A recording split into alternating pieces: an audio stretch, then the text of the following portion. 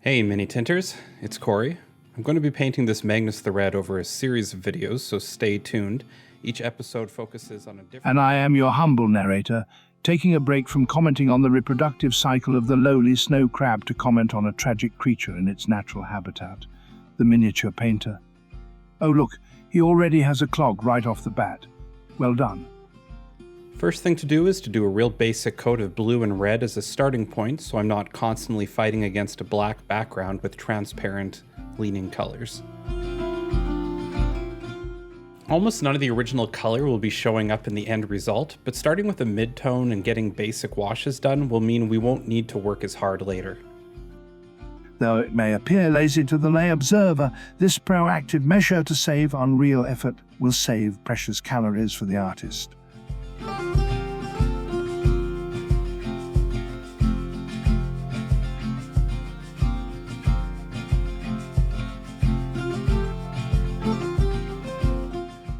I got the great idea to make the top ridge of the feathers look like a magical glow is spilling out from beneath it, like it's barely containing magic.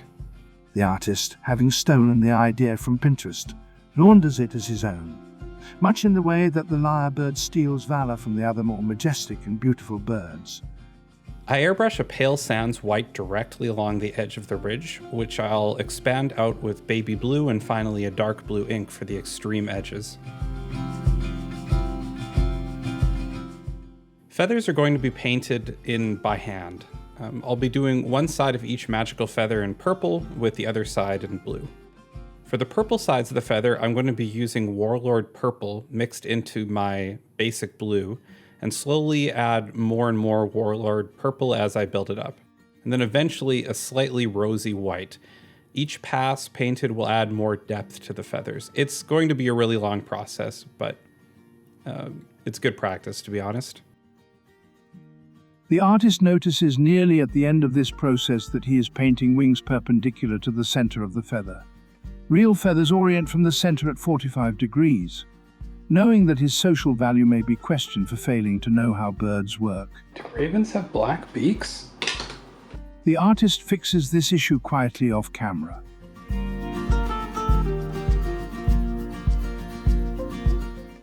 I paint each row brighter than I would expect for the end result so that it's still bright enough when I use a purple wash to tie everything together.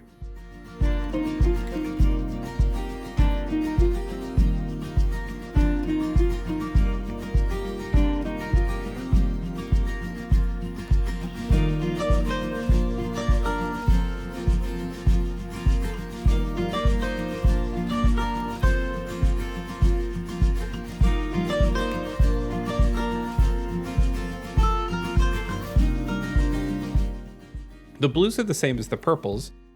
I'm just adding pale sands to a bright blue and eventually glazing down with a blue citadel wash as a final step.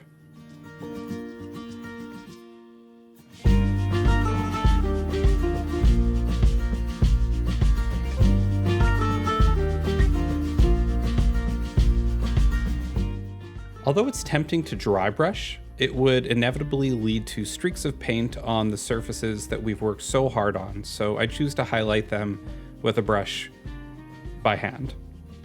I guess dry brushing is by hand. You know what I mean?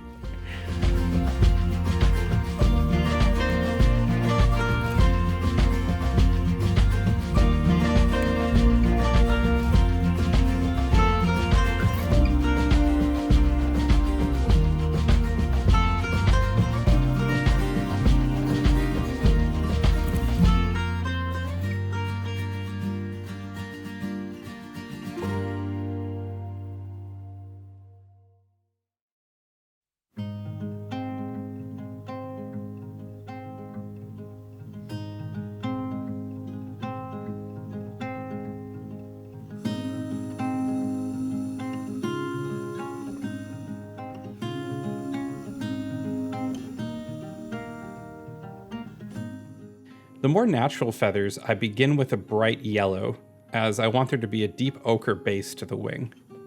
And if that was true, the artist would have based it in a deep ochre, but much like the wandering jellyfish, the artist must reckon with situations brought about by an inability to plan.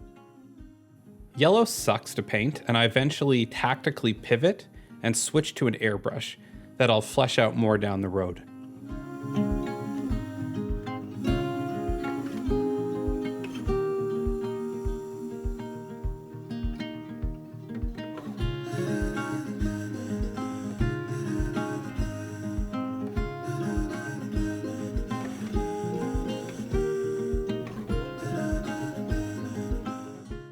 The artist begins to realize that the wing is going to look like some sort of dirty corn cob.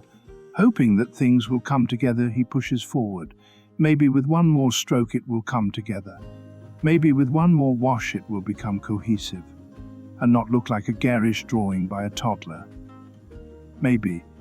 More likely, of course, this is the price he must pay for poor planning.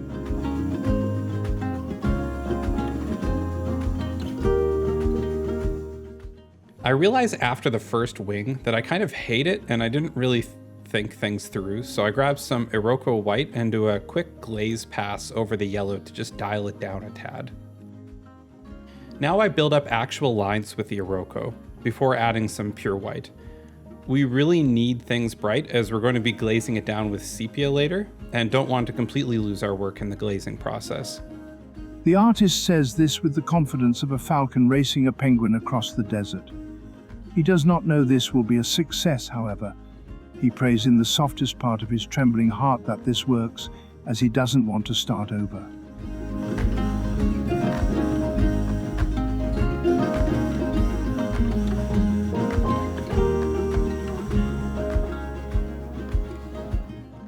The dark wings are a little more forgiving, as darker colors tend to hide mistakes more, and white can be quite punishing.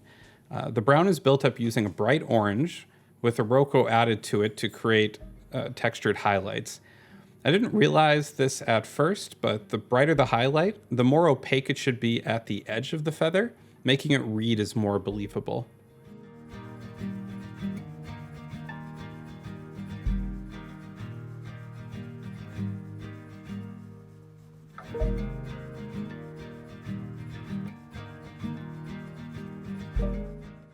The glazing is honestly pretty quick. I begin with a brown ink all over, then switch to a sepia for the center of the feathers.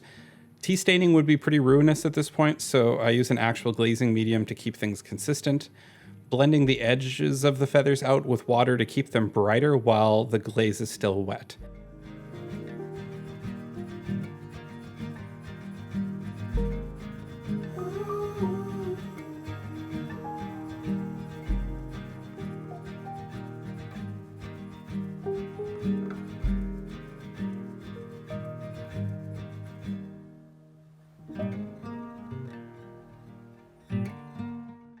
Once the wings are dry, I come back with some of my highlight colors and touch up the places where there was a little too much glazing, accidental pooling, and then finally the edge highlights.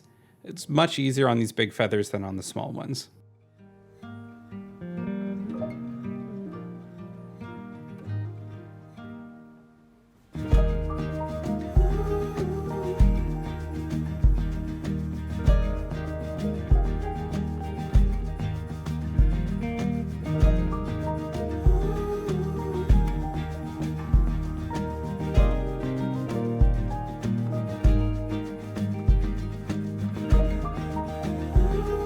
Finally, I can reapply the original glow effect from earlier.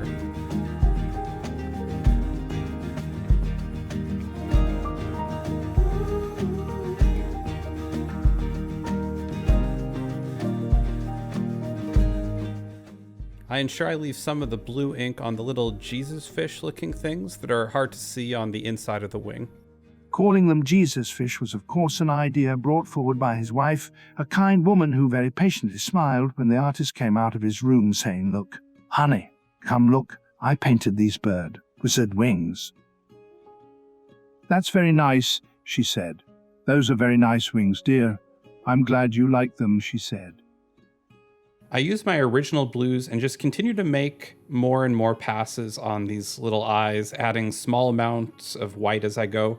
This is a pretty easy technique with only the 2 paints, if you're patient about it. The artist then sprayed them a little bit with yellow ink, as he thought everything looked overwhelmingly blue. He failed to film this when his memory card failed. Not since the despicable sea jester, the loathsome crab, have I seen such incompetence.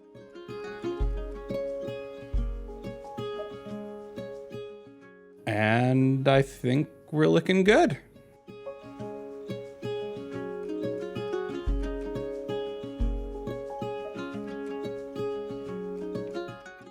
There's more feathers on Magnus's body proper, but I'll be doing those later as I'll inevitably be ruining them when I do the body and getting airbrush overspray and things like that, so just trying to be a little bit more tactical. But that is in another video. See you then.